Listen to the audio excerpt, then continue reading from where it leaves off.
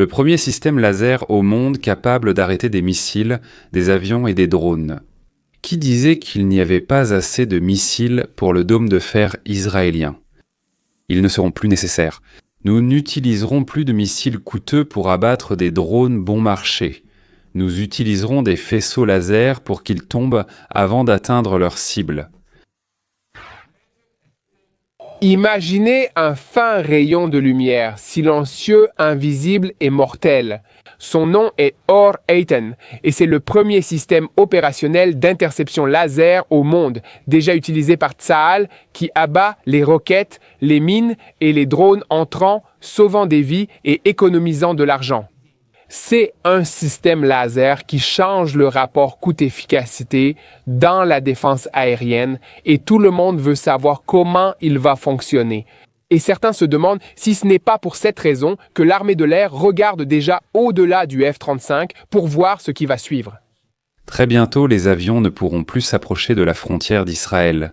Les missiles ne pourront plus pénétrer dans l'espace aérien israélien et les drones atterriront lentement là où Israël leur ordonnera. Ce n'est pas nécessaire car il n'a pas besoin de recharger ses munitions, contrairement au dôme de fer. Et le coût de chaque tir ne représente qu'une petite fraction de ce montant. Nous parlons de seulement quelques shekels pour abattre une roquette ou un drone. Aujourd'hui, nous allons découvrir le nouveau système laser Ayton et répondre à des questions, notamment si le monde entier entre dans une nouvelle phase d'armement et si nous allons bientôt intercepter des roquettes au-dessus de l'Iran. Comme dans les films Star Wars. Abattre un avion coûtera 2 $ alors que le plus gros bombardier russe, le Cygne blanc, coûte 500 millions de dollars. Il est fabriqué à l'usine Tupolev de Tupolev. D'ailleurs, aux États-Unis, le B2 Spirit est aussi une machine chère, pas bon marché, 700 millions de dollars alors que l'abattre coûtera 2 $. Il faut d'abord une installation qui coûte environ 100 millions de dollars. Ensuite, Pétain, peu importe qui s'approche, Tokudjor, les coûts directs mandés compte sont de 2 $. On dit que ça va de 2 à 5 $ peut-être. 5. Pour que l'installation fonctionne, il faut soit un générateur, soit une prise électrique pour la brancher. Quand j'étais en 10e année à l'école de mathématiques de l'université de Leningrad, un de mes camarades de classe, qui s'appelait Yossif Ossia Israélite, vit maintenant à Boston. Il a décidé de construire, comme il l'a dit, un laser ou un maser. Je ne me souviens plus, il l'appelait ainsi car il voulait le faire marcher au gaz, je crois. Je ne me rappelle pas bien. Mais aussi, comme il avait remporté seul l'Olympiade interscolaire, soit en physique, soit en mathématiques, je ne me souviens plus, en affrontant les équipes de 10 écoles. Il avait donc, à l'université d'État de Leningrad, le feu vert. Pour aller plus loin, je dirais que, un an plus tard, lors des examens pour cette même université d'État de Leningrad, il a eu une mauvaise note à l'examen de dissertation ou de composition. Probablement un 3 pour qu'une personne avec un tel nom de famille, Dieu nous en préserve, n'entre pas à l'université. Mais cela a coûté à ceux qui lui ont mis un 3 et ne l'ont pas accepté, le fait qu'un autre esprit brillant ait quitté leur dépotoir. Donc, Ossia et moi, avec de longues marches depuis l'école, c'était assez loin. Il fallait marcher au moins 35 à 40 minutes le long de la Neva, donc en traversant le pont. Nous discutions de son idée. Je me souviens qu'Ossia évoquait alors une opération sur des organes humains, donc son application en médecine. Oui, sans ouvrir le corps humain. Il disait, pour ainsi dire, qu'on concentre ce fameux point chaud, comme il l'appelait, et qu'on opère à cet endroit, pour ainsi dire. En gros, là où se trouve le problème. Je ne suis pas sûr que ce soit possible. Voilà, mais j'ai même réussi à raconter cette idée à un académicien des sciences, le chef de mon père, un certain Voyachik. Donc l'académicien avait plus de 80 ans. En Russie, à cette époque, c'était presque impossible, au-delà de la vie. Et il marchait à peine sur cette même promenade, je l'accompagnais alors qu'Oska et moi marchions dans l'autre sens. Et il a été très intéressé par ce fameux projet d'Oskin. Malheureusement, Voyachik était mort bientôt, mais Oska s'est passionné pour autre chose, comme créer un carburant pour les voyages interplanétaires. Et le laser n'a pas été construit, mais le jour où il m'a raconté tout ça, je lui ai demandé « Et quoi d'autre avec ce truc ?» Je ne me souviens plus, c'était laser ou maser. Il me semble qu'il disait plutôt M que L, pour une raison quelconque. Voilà ce qu'on peut faire avec. Il a pointé du doigt un avion qui volait, apparemment en direction de Pulkovo, et il a dit « Eh bien, si ce n'est pas trop haut, on peut abattre des avions. » Et nous sommes passés à autre chose après cette remarque intéressante. Il ne s'est même pas écoulé 60 ans. Oh mon Dieu, 60 ans. Comment l'idée a-t-elle été réalisée ? En fait, le frère de mon autre ami, Léon Alphon, il y a environ 30, peut-être 20 ans, a créé un rayon qui pouvait perturber tous les instruments d'un avion. Donc, il semble qu'aujourd'hui, ces technologies ont été combinées et ont donné naissance à ce joli petit jouet. Comme la plupart des gens le savent, la défense antiaérienne est la capacité d'abattre une arme approchante avant qu'elle n'atteigne ses cibles et ne cause la mort et la destruction. C'est un concept très ancien. Aux États-Unis, cela a été particulièrement défini par la politique de sécurité nationale pendant l'administration de Ronald Reagan dans les années 1980. En Israël, nous avons aussi commencé à développer les outils et institutions nécessaires pour participer à ces efforts. À peu près à la même époque, dans cette guerre actuelle, Israël a pris des programmes d'armement technologique et les a rapidement mis en service sur le champ de bataille.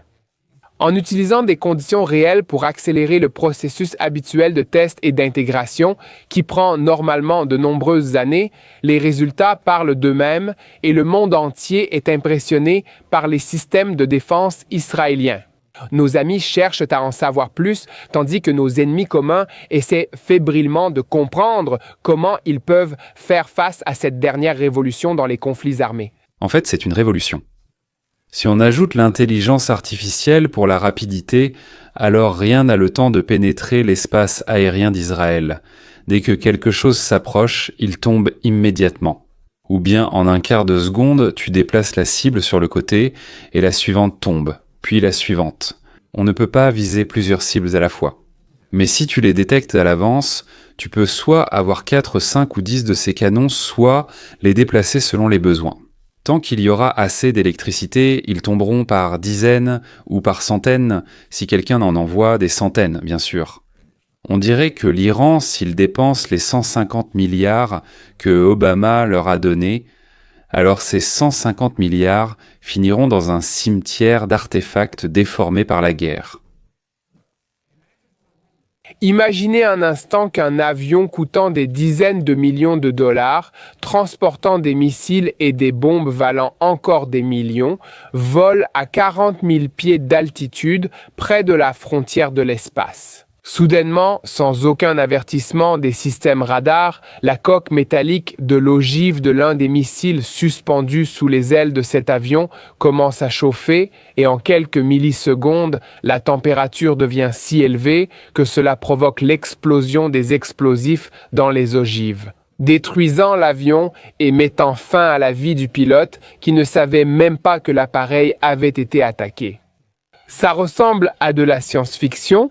Eh bien, peut-être, mais certains disent que ce n'est qu'un aperçu de ce à quoi ressemblera la guerre dans la prochaine décennie. L'animatrice Yael dit qu'on ne nous a montré que la partie émergée de l'iceberg. Est-ce que cela signifie la fin du pilotage par des humains d'avions incroyablement coûteux, armés de missiles et de bombes? Dites-nous ce que vous en pensez. Ou cela signifiera-t-il qu'à l'avenir, les seuls missiles capables de percer les systèmes de défense aérienne seront ceux qui volent à des vitesses hypersoniques? Une autre question, la guerre ne deviendra-t-elle pas si rapide que les humains ne pourront plus la suivre et qu'il faudra utiliser des ordinateurs dotés d'intelligence artificielle pour la surveiller? N'oubliez pas d'ailleurs de cliquer ou d'appuyer sur la cloche. Cela aide à la diffusion de la chaîne. Et encore, notre organisation à but non lucratif offre à tous ceux qui font un don de plus de 200 $ une réduction fiscale. Mais cela ne concerne que les contribuables américains. Cela pourrait être utile à vos enfants, amis, connaissances ou propriétaires d'entreprises. Peut-être ont-ils besoin de déduire quelque chose? Donc nous serons ravis de les accepter. Faites-leur savoir. Et maintenant, revenons au laser et aux guerres juives. Et après cela, nous expliquerons un peu comment cela fonctionne, puis nous révélerons ce que le système Eitan, qui doit être pleinement opérationnel et utilisé début 2026, peut réellement changer. D'abord dans le complexe de défense, puis plus tard dans l'offensive. Le ministère de la Défense d'Israël et la société Rafael ont annoncé que pendant la guerre des épées de fer, des dizaines d'interceptions laser ont été réalisées pour la première fois. C'est la première fois, à ma connaissance, qu'un système de défense aérienne laser a été utilisé de manière opérationnelle en Israël et probablement ailleurs dans le monde. Ainsi, la déclaration du ministère de la Défense et de la société Rafael a surpris tout le secteur car le système laser rayon de fer et sa mise en service n'étaient prévus que pour la fin de l'année 2025. Cependant, les interceptions opérationnelles annoncées cette semaine par le ministère de la Défense et Rafael n'ont pas été réalisées par le système rayon de fer, mais par un autre système avec une puissance bien inférieure, de 10 à 30 kW. Alors, qu'est-ce qui rend ce nouveau système unique? Tout se résume à un seul mot, et ce mot, c'est l'argent. Actuellement, Israël intercepte les roquettes à courte portée à l'aide du système dôme de fer, pour un coût allant de 50 000 à 100 000 dollars par intercepteur. Ces intercepteurs sont également utilisés pour détruire des drones. De plus, des dizaines de missiles de croisière et de drones lancés depuis l'Iran et le Yémen au cours des 2 dernières années ont également été interceptés par les systèmes de défense aérienne. Et les missiles tirés par les chasseurs de l'armée de l'air israélienne, dont le coût s'élève à des millions de dollars pour les missiles eux-mêmes, ainsi que pour les avions et les heures de vol. Contrairement à ces systèmes cinétiques, l'interception au moyen d'un laser est beaucoup moins coûteuse, seulement quelques dollars par activation. Le laser ne remplacera pas les systèmes existants dans un avenir proche, mais il les complétera et fonctionnera en combinaison avec eux. Comme on le sait, les Juifs n'aiment pas dépenser beaucoup d'argent. Dépenser moins, mais il s'avère... c'est la devise de toute famille juive, entreprise et État. En d'autres termes, mieux et moins cher. Dès que la question du coût élevé des missiles s'est posée, il a fallu trouver quelque chose de moins cher. En Israël, ils ont dit « aha ». Au début, il y avait le mot. Oui, bien sûr, au commencement était le mot, c'est évident. Ensuite, la question s'est posée. Mais qu'est-ce qu'il faut exactement? Et il s'est avéré qu'il fallait que ce soit à une altitude allant jusqu'à 8 km. Et comme les systèmes existants ne sont pas vraiment capables de détecter et d'abattre, par exemple, des drones ou, par exemple, des missiles sol-sol lancés par des terroristes, pour que tout ce qui vole en dessous de ces 8 km et entre dans l'espace aérien d'Israël puisse être détruit à moindre coût. D'accord, ont dit les Israéliens. Le système d'interception laser est considéré comme un tournant dans la guerre d'Israël contre les organisations terroristes, car pendant de nombreuses années, le coût des intercepteurs était plusieurs fois supérieur à celui des drones et des roquettes que les organisations terroristes lançaient contre nous. Et, selon la division du porte-parole de Tzahal, les systèmes laser ajoutent une couche de protection supplémentaire aux systèmes d'armes à énergie qui sont en cours de développement et de déploiement. Le gouvernement de la Défense, en plus du système MAGENO qui est actuellement en cours de développement et devrait être remis à Tzahal cette année. Il existe des lasers mobiles pour les objets à basse altitude et d'autres intégrés au dôme de fer pour les cibles à plus haute altitude. Chaque faisceau est réglé de manière à ce qu'ensemble, ils se concentrent précisément sur un même point sur la cible. En conséquence, une énergie exceptionnellement élevée est délivrée en un seul point de l'objet visé. Et c'est là le secret de la puissance destructrice du laser. Au moment où un tel faisceau touche le métal, le verre ou le plastique, il transforme l'énergie électromagnétique directement en chaleur. Ce processus se produit presque instantanément, sans l'étape intermédiaire d'une onde de choc. C'est pourquoi la température au point d'impact peut atteindre 1000 degrés Celsius en quelques millisecondes, dépassant largement la température de fusion du matériau. En pratique, cela provoque une évaporation, une fusion ou une expansion thermique, ce qui entraîne une explosion locale avec une roquette ou un projectile monté sur l'aile de l'avion. Cela peut entraîner la détonation de la tête explosive. Avec un drone, toucher le moteur ou un composant électronique le mettra hors service, ce qui entraînera sa chute au sol. Ainsi, le système Magnize comprend également un assemblage automécanique avancé à commande numérique, avec une tourelle rotative qui permet d'orienter le faisceau sous des angles variables à tout moment. Chaque rotation, chaque microdegré est calculé en temps réel par l'ordinateur de contrôle de tir qui reçoit des données des capteurs thermiques, des caméras infrarouges et du lidar. Lorsqu'une cible est détectée, le système effectue un suivi en temps réel à une vitesse de centaines de milliers de mesures par seconde, afin de maintenir le faisceau précisément à l'endroit souhaité sur le corps de la cible. Un autre composant essentiel. J'ai maintenant une question pour l'Ukraine et les Ukrainiens qui m'ont si souvent dit qu'Israël pourrait aider l'Ukraine. Au fait, avez-vous pensé à quelque chose? Quand? Pendant une année entière, et en réalité même avant cela, vous traitez Trump d'idiot, d'ennemi de l'Ukraine, de larbin de Poutine et d'agent Krasnov. En plus, avez-vous réfléchi au fait que, à l'Organisation des Nations Unies de 2015 à 2022, vous avez voté contre Israël 95 fois? Sur des résolutions, par exemple, qui freinent l'avancée d'Israël en territoire palestinien, qui concernent la protection d'Israël contre des attaques extérieures et d'autres questions similaires, ainsi que le droit d'Israël à l'autodéfense, vous avez voté contre Israël 95 fois.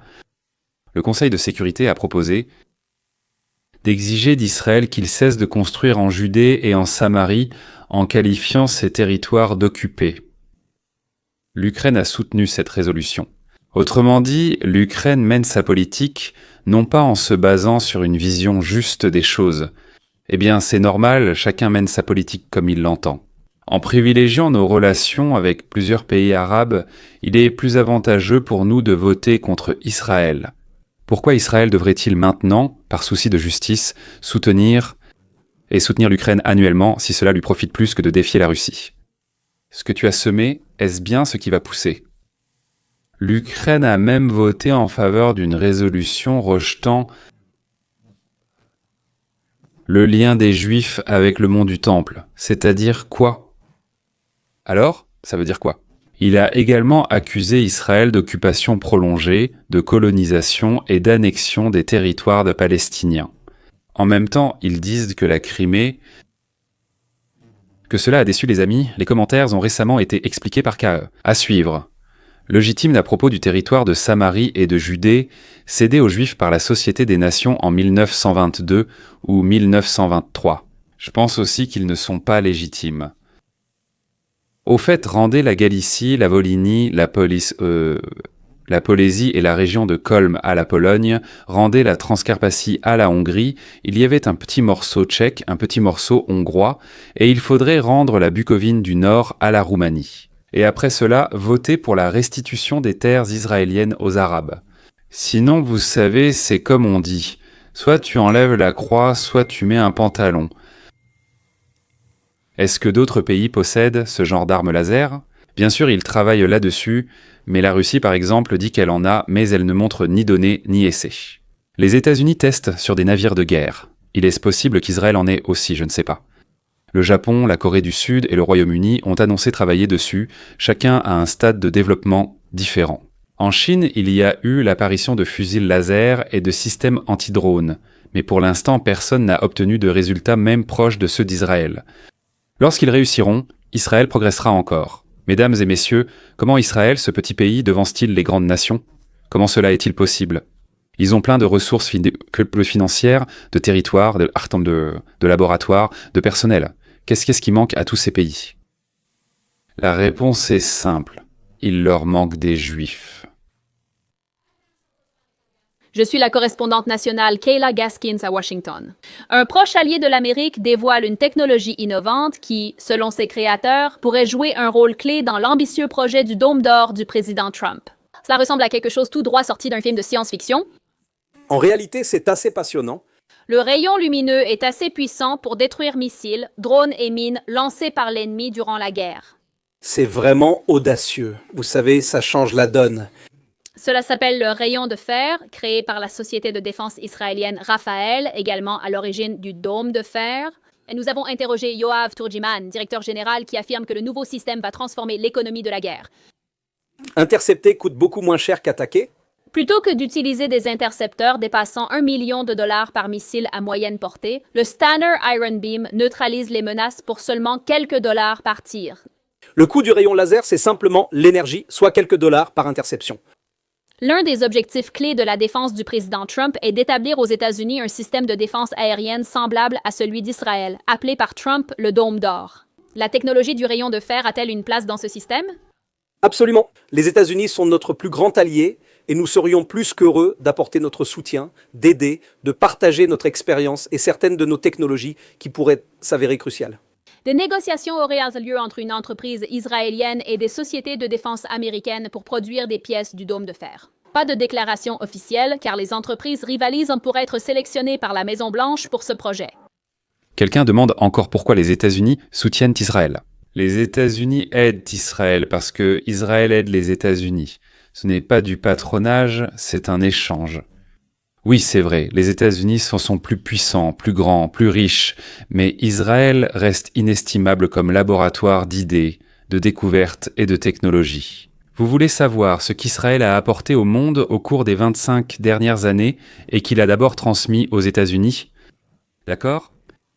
Le système Prevogue aide les personnes paralysées à bouger. Un médicament contre la sclérose en plaques. Je pense que tous ceux qui en ont besoin sont très reconnaissants envers Israël, Pilcam. Donc, c'est un diagnostic intestinal à l'aide d'une microcaméra. La suite de DRIP et irrigation signifie un système d'irrigation qui permet de récolter, de produire plus de récoltes. Disk on Key, c'est-à-dire un système de stockage de données. Tout le marché mondial. Technique donc de purification, de l'eau de mer aux eaux usées. Mesdames, messieurs, de l'eau de mer aux eaux usées. Donc, l'Eket Israël, c'est un réseau national, vous allez être étonnés, c'est le réseau national de récupération des surplus alimentaires. Ça m'a toujours énervé que dans les restaurants, là où j'ai servi à l'armée, une énorme quantité de nourriture était jetée. Quelqu'un d'autre a dit « Il est temps de régler ce problème ». Et ils ont organisé ce système. Ceux qui restent dans les restaurants, les hôtels, l'armée, les restes de nourriture, ils les empêchent d'être détruits. Et ils les distribuent aux démunis. Oui, c'est le rêve de tous les socialistes réalisé sans socialisme sur la base du pur capitalisme. Bon, ça suffit, je pense, oui. Bien qu'il y ait encore 200 à 300 découvertes et inventions qu'Israël a partagées avec les États-Unis dans les domaines civils et militaires. Messieurs, ne pas utiliser l'intelligence juive, c'est un crime, ou bien de la stupidité. Je n'aime pas parler en l'air, j'aime appuyer mes propos par des faits. Alors, laissez-moi vous donner quelques faits amusants. 1290 Angleterre. Les Juifs ont été expulsés. Et en à peine 20 ans, il s'est passé une grave récession et une hausse des dettes. Après 350 ans, les Juifs ont été invités à revenir en 1306. Ensuite, en 1934, les Juifs ont été expulsés 2 fois de France. Ils ont commencé à les expulser, se sont arrêtés, puis ont expulsé les autres. Dès l'année suivante, un déclin économique est survenu. Pourquoi? Parce que les liens commerciaux avec l'étranger lointain ont été perdus. En général, les liens commerciaux avec l'étranger lointain ont été perdus. 1492 l'Espagne, 5 à 10 ans après le Portugal. Je ne me souviens tout simplement pas pour le Portugal quand. Un déclin économique immédiat et visible a suivi l'expulsion des Juifs. Et aussi ce fameux... Comment il s'appelait? Le Padisha. Zut, comment déjà? Son nom ressemblait beaucoup à Bashmet, c'était quelque chose comme Bushmel II ou Bashmet II. Je vous prie de m'excuser. Quand on lui a dit que les Juifs étaient expulsés d'Espagne et que les Juifs, il y a 100 ans, ont envoyé une lettre en disant « Peut-être pourrions-nous nous installer chez vous ». Il a dit à ses ministres, à son cabinet, donc voilà. Il dit « Attendez une seconde, on expulse les Juifs et on ne veut rien en échange pour eux ». Il dit non. Plus tard, il lui dit « Envoyez tous les navires, prenez autant de Juifs que vous voulez ». Le même jour, un décret a été publié. Si un musulman touche un juif, il est considéré comme ayant touché un membre de ma famille. Ce décret a duré 20 ans, personne n'a touché les juifs. La Turquie a prospéré sous l'Empire ottoman. Comment s'appelait-il? Bouchmeta? Non, pas Bouchmeta. Mais le deuxième, c'est bien Bamat. Veuillez vérifier. Je vais aussi le faire et dois écrire à ce sujet. Plus près de nous, l'Union des républiques socialistes soviétiques, au XXe siècle, la fuite massive des cerveaux a eu un impact sur l'innovation et l'activité scientifique. Les Juifs occupaient des postes clés, ils n'étaient pas toujours les principaux, mais ils occupaient des positions clés dans tous les domaines de la science et de la culture en Union des républiques socialistes soviétiques, puis en Russie. Les secteurs les plus touchés étaient le complexe militaro-industriel, la construction de fusées, l'aéronautique, la radioélectronique et la construction mécanique. Un énorme retard par rapport à l'Occident dans les sciences exactes et naturelles.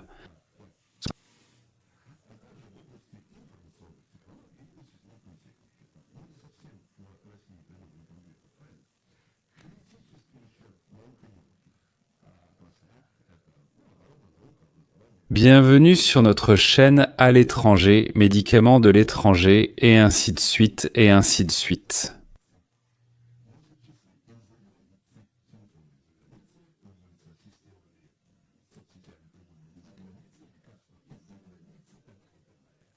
Où sont les réfrigérateurs russes? Où sont leurs grille-pains? Où sont leurs cafetières? Où sont les dernières inventions russes? D'où viennent les sous-titres? Dimatorzok les a créés. Désolé la science. Pour tirer plus loin, plus précisément et plus vite que tous, il faut de la science. Mais d'où viendrait-il à eux? Bon d'accord, ça y est, je me suis énervé. C'est le même principe que « ils n'y sont pas », c'est-à-dire qu'il n'y a pas de soldats, et la Crimée s'est annexée toute seule. Voilà. Et donc dans le Donbass, ce sont de vaillants mineurs qui ont libéré les villes et villages de l'armée régulière ukrainienne en utilisant des marteaux-piqueurs et des tronçonneuses. Donc il n'y a pas de militaires russes là-bas, et nos missiles sont tels que les Américains n'en sortiront pas indemnes. Donc ils mentent tout simplement. Oui messieurs, ils mentent tout simplement. Mais quand est-ce qu'ils mentent? Il faut prendre tout cela au sérieux, sérieusement, parce que tout ce que dit ton adversaire, surtout quand il te menace, il faut le prendre au sérieux. C'est tout pour aujourd'hui, messieurs. Encore une fois, cliquez sur la cloche et partagez avec vos amis en recommandant la vidéo. Au revoir et à la prochaine rencontre.